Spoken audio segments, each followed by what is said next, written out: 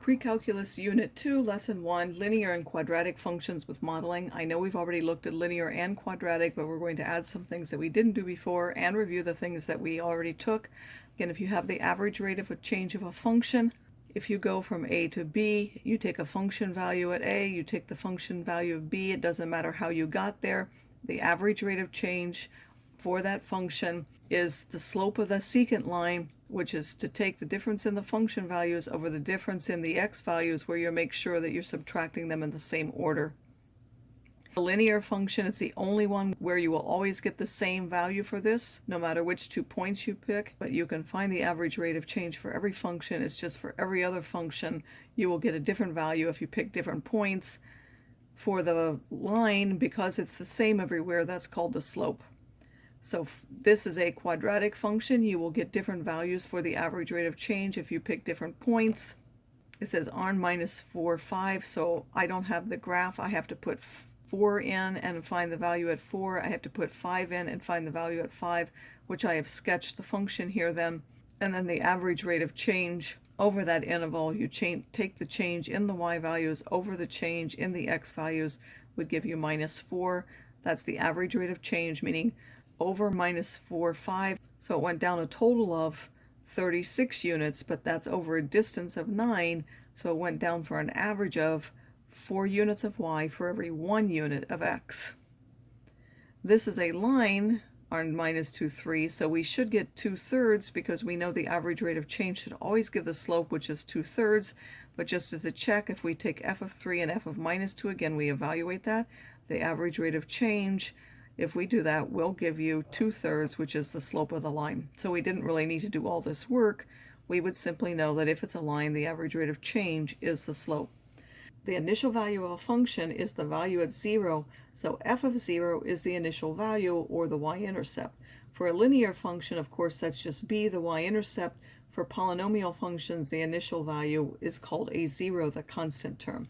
So what is the initial value of this? It's just 3. What's the initial value of this? It's minus 4. A quadratic function, of course, is a polynomial function of degree 2. The standard is f of x is ax squared plus bx plus c. So as we go on to other polynomials, we'll call this a2, a1, a0, but for the quadratic, this is standard notation. The vertex we know is at minus b over 2a for the x value, and then the y value is simply obtained by taking that and putting it into the function. The axis of symmetry goes through this point, so x is equal to h. Vertex form is y is equal to a times x minus h squared plus k. You can get that vertex form by completing the square or simply finding h and k. The x-intercepts of the graph can come other ways, but certainly the quadratic formula will always work. Those are real if b squared minus 4ac is more than 0. There aren't any x-intercepts if the discriminant is negative, and there's only one where it touches if that's 0. If a is a positive number, it's going to open up. If a is negative, it will open down. The y-intercept is this value c, and the graph will have either a minimum or a maximum at the vertex. So if you want the minimum or a maximum, you find the vertex. This is a graph sort of showing some of those features. So for the quadratic, y is equal to 2x squared minus 24x plus 64.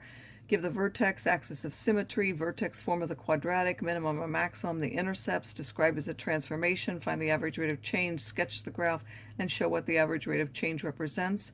First, you're going to find the vertex by doing h equals minus b over 2a, and then once you find that value 6, you put it into the function to find the k value. That will be your vertex. You could graph 6 minus 8. That means the axis of symmetry has to go through there, so that's our axis of symmetry. The vertex form is y is equal to a times x minus h squared plus k. We know a is 2, so we could put that. We can also use the a equals 2 to graph the rest of the points. We know if we go over 1, we have to go up a. So a is 2, we went over 1 and up 2 on each side. If we go up 2, it's 4a. Since a is 2, that's 8. So we went over 2 and up 8. If we go over 3, that's 9a. A was 2, that's 18. So if we went over 3, we went up 18 until each of there, that's on each side. So we could use that to graph. The x-intercepts, We can either factor or use the quadratic formula. We can factor if it's possible, so this equation is factorable. If factors into this, that would give us 4 and 8. We could use the quadratic formula, or we could look in the graph that because we graph those exactly, we could see from the graph that those are 4 and 8. So there would be 3 different ways to identify the x-intercepts. The y-intercept is simply by putting 0 in the function, so that would be at 64.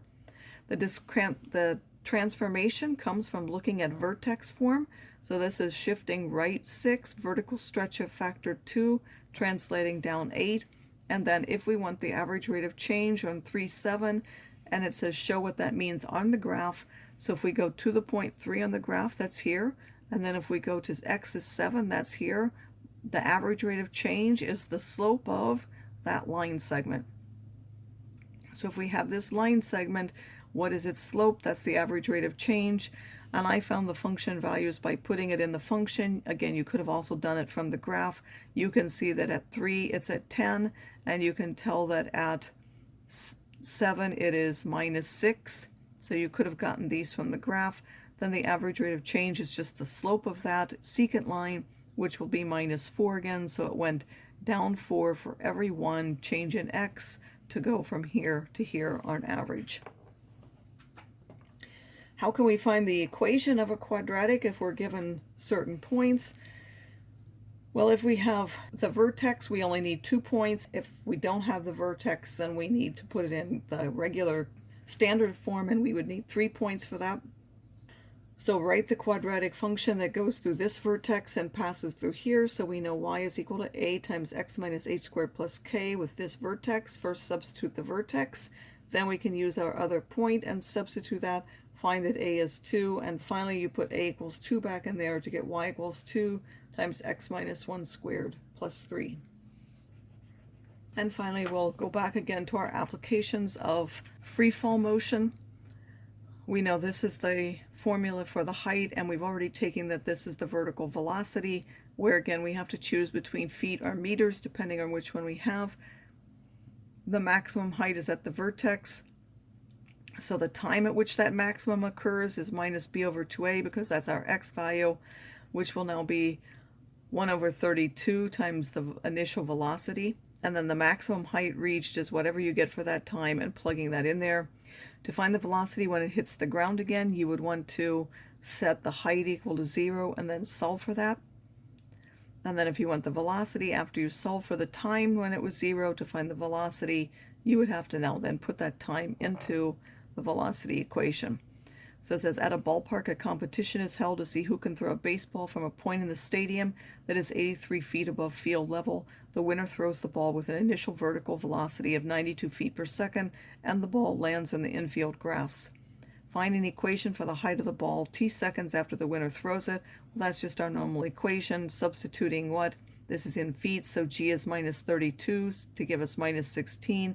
v0 is the initial velocity, that's 92. And then you add that height, and it says it was from 83 feet above, so that would be at 83. How many seconds does it take to reach the highest point? Of course, that is the time at which the maximum occurs, which is minus b over 2a. You substitute b and a will give you 2.875 seconds. So it takes 2.875 seconds to reach the maximum height. If you want to know what is the maximum height, you then have to take that time, put it back in that equation, and solve. That gives you about 215 feet high. How much time is it in the air? Well, that would be how long it takes to hit the ground again. That would be the time in which it's in the air, so you want to set it equal to 0 because it's in the air until it hits the ground again. So you set that equal to 0, you solve again. You can use the quadratic formula because this is a quadratic equation since that's 0. Use the quadratic formula, you get a negative time which you ignore and a positive time, so that's how long it was in the air. What would be the velocity when it hits the ground? Would be you take 6.54 and put it in the velocity equation again, which is gt plus v0. G is again now minus 32 because we're doing it in feet, and then v0 was 92. If you put this time in there, you will get about a minus 117. That minus means it was going downward. A positive velocity would mean it was going upward. So this would be going 117.38 feet per second downward.